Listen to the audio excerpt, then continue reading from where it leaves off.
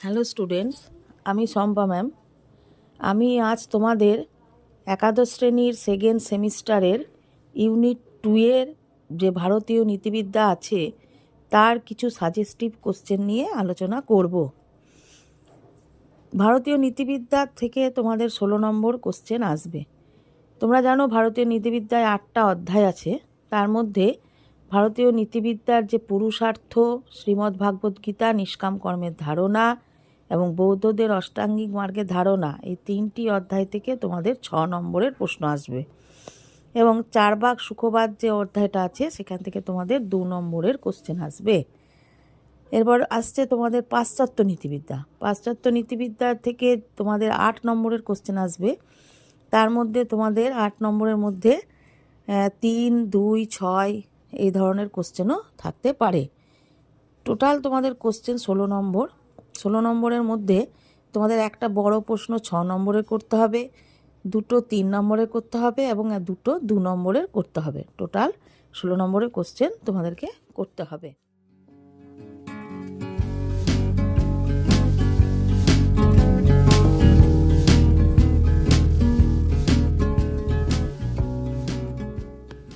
পুরুষার্থ থেকে যে প্রশ্নগুলো গুরুত্বপূর্ণ সেগুলি হলো: 1.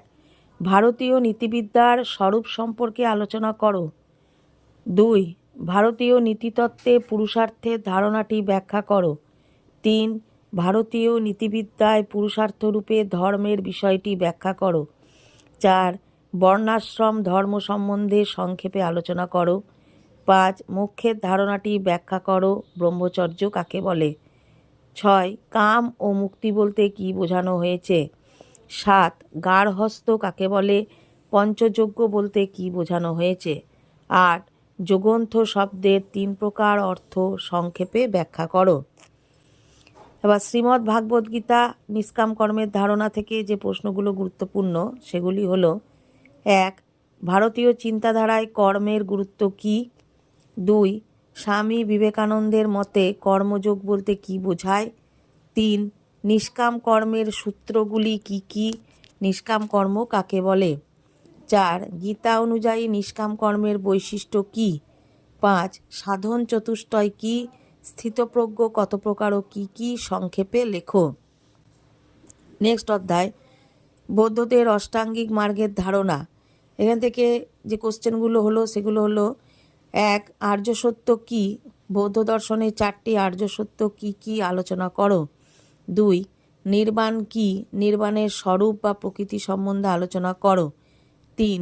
দ্বাদশ নিদান বা ভবচক্র কী? সংক্ষেপে লেখো। 4. অষ্টাঙ্গিক মার্গ কী? আলোচনা করো। 5. ত্রিপিটক কী? একে কয় ভাগে ভাগ করা যায় ও কী কী? 6. বৌদ্ধ নীতিশাস্ত্রে সম্যক দৃষ্টি ও সম্যক ব্যায়ামের গুরুত্ব লেখো। চারবাক সুখবাদ অধ্যায় থেকে যে 2 নম্বরের কোশ্চেনগুলো ইম্পর্টেন্ট সেগুলো হলো: চারবাক কথার অর্থ কী? চারবাকরা জন্মান্তর স্বীকার করেন না কেন? যাবৎ জীবেত সুখং জীবেত ঋণং কৃত্যা ঘৃতং পিবেত। চারবাকদের এই উক্তিটির তাৎপর্য বিশ্লেষণ করো। চারবাকদের আত্মসুখবাদী বলা হয় কেন?